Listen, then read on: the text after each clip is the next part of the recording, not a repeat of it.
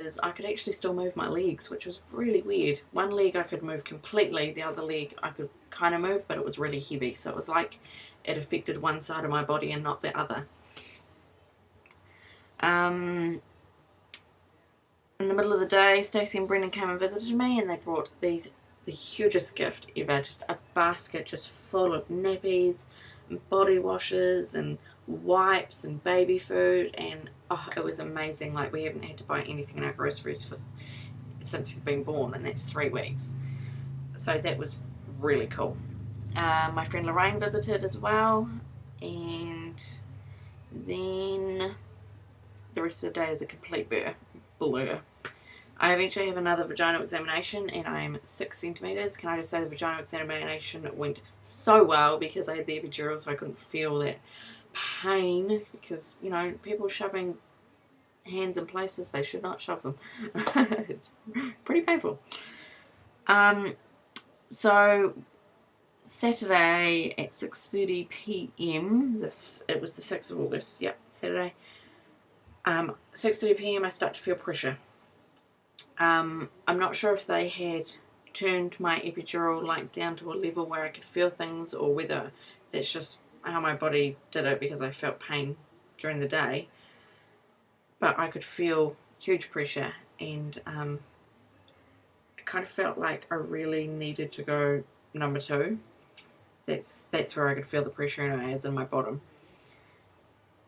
And it was awful pressure. Like, I was kind of laying semi on my side thinking, oh my gosh, I feel like I've been constipated for like 2 months. That's the kind of pressure I was feeling. It was intense. And I kept saying, I think I need to push. I need to push. And they were like, the nurse told me to wait. But I was secretly kind of pushing a little bit anyway because I couldn't help it. Like, my body was just bearing down, and I couldn't do anything about it. It was just, it just happened. And eventually they did allow me to push, and I pushed for 30 minutes. I could feel the contractions, so I knew when to push, so that was great. I felt really calm and a bit, I don't know, I felt like I was with it, but I guess I was just so exhausted that I was just letting my body do what it was doing. And even when my baby was born, it still didn't feel real to me the whole time. It just didn't feel real. I was just like, wow, okay, I'm actually in labour. I'm actually about to push, and I'm about to have a baby. And it still didn't really register in my head. But anyway, so 30 minutes later, Roman's head came out, and I felt that. And then the nurse said, right, your next contraction, push. And his body came out. And if you watch my labour, my delivery videos, you can see when his body came out, there was just like this huge relief. Like, I make this sound like, I think it was kind of like that, where all the pressure just stopped because everything was out, and it just felt like, you know, it felt wonderful.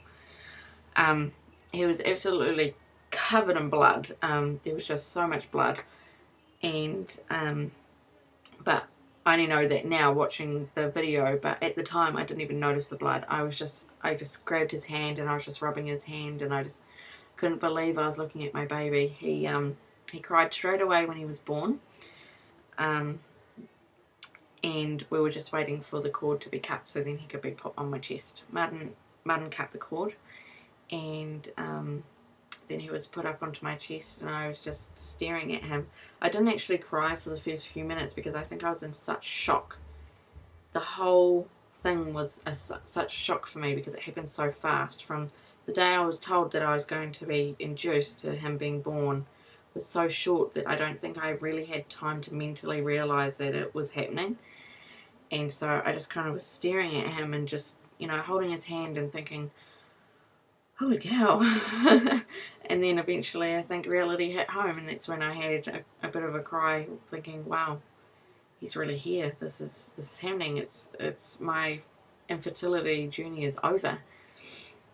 He was just so beautiful, and he was covered. He did have some vernix on him, the white stuff, and he also, on one side of his head, was kind of coned because when he came out, he was on an angle. So if you're meant to be coming out this way, he came out like this, like on an angle, which I think has hurt him because he doesn't breastfeed well on one side, and so I think he's got a sore neck. So I'm gonna go see someone about that anyway, but that's a different story.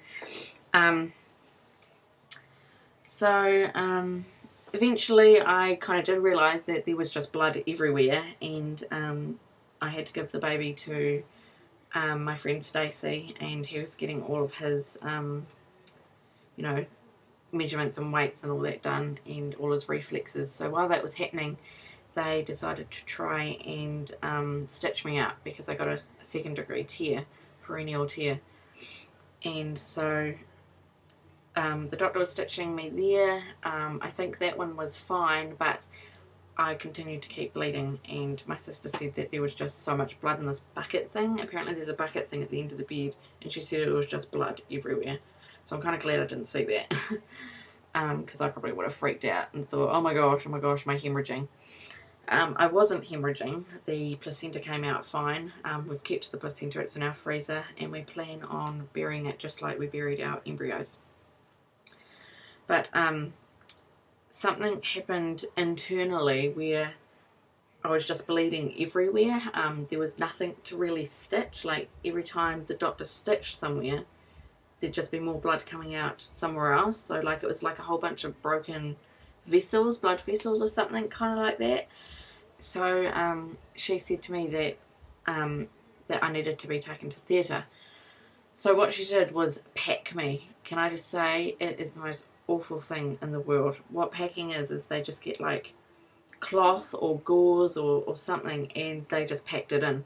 Just put more and more and more and more and more in until it was so packed and so tight that it could try and stop the bleeding. It was horrible. So I was getting stitched up actually.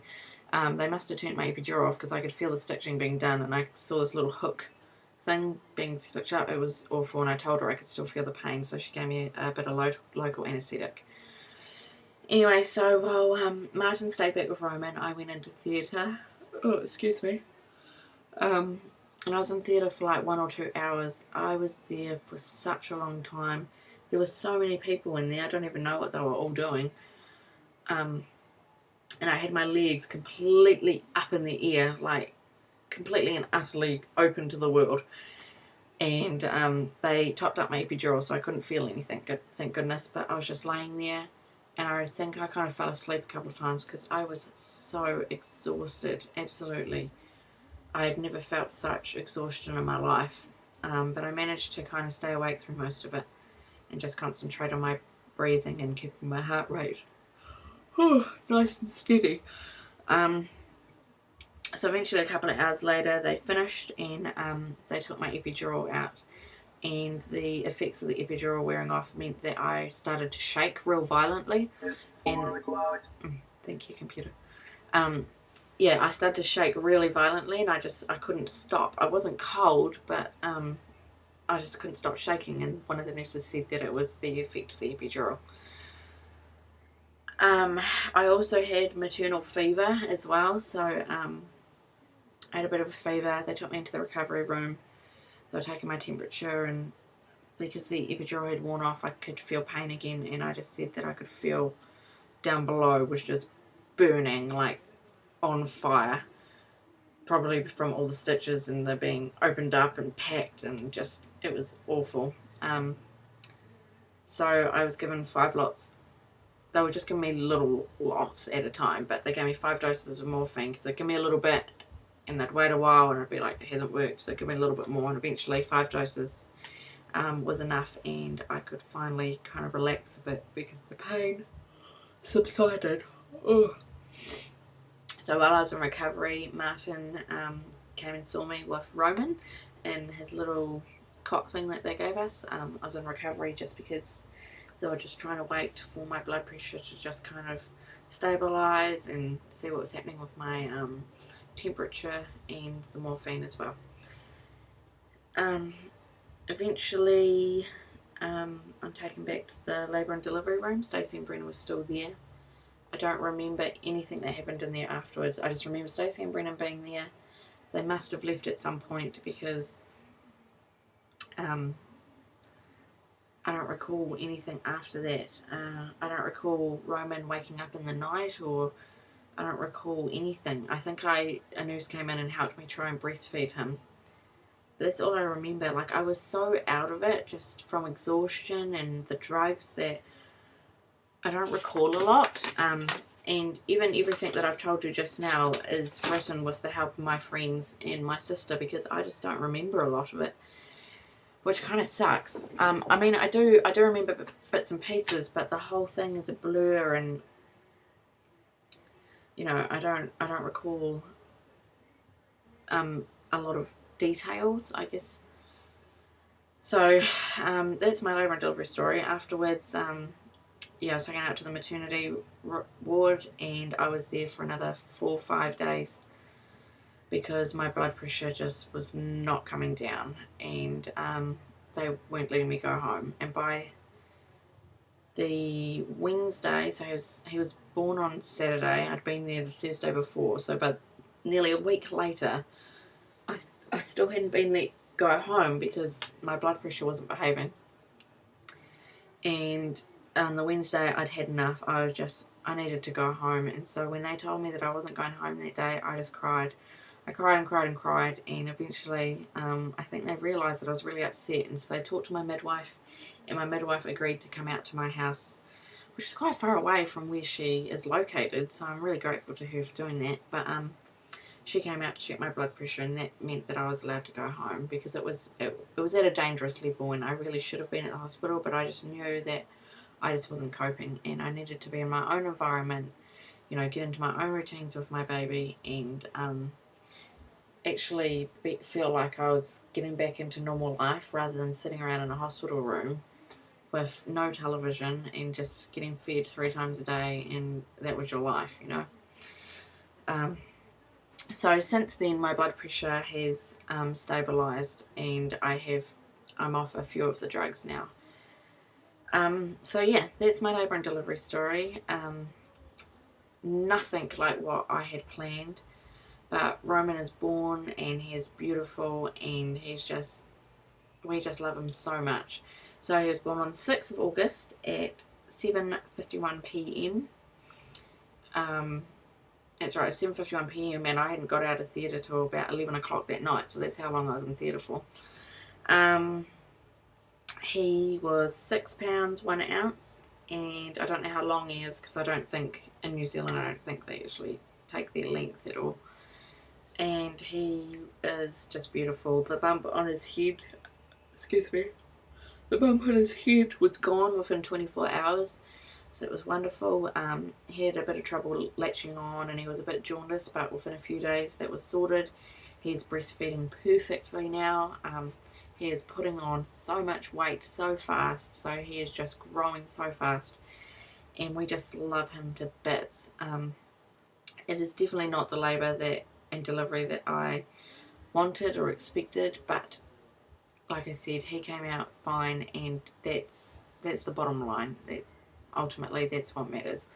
And when we try for another baby, I will hope that I can have the water birth that I've always wanted. So that's all. I think that's all I can recall. So our groceries never got done in the end. I ended up in hospital and having a baby, and we have never been happier. He's just beautiful, and he is such a happy little boy, and he's in a really good routine now, so that's wonderful. Okay, so that's all, guys, and thanks for watching, and I'll be doing my week 3 mummy diary, because it's been 3 weeks now. I can't believe it's gone so fast. Okay, see ya.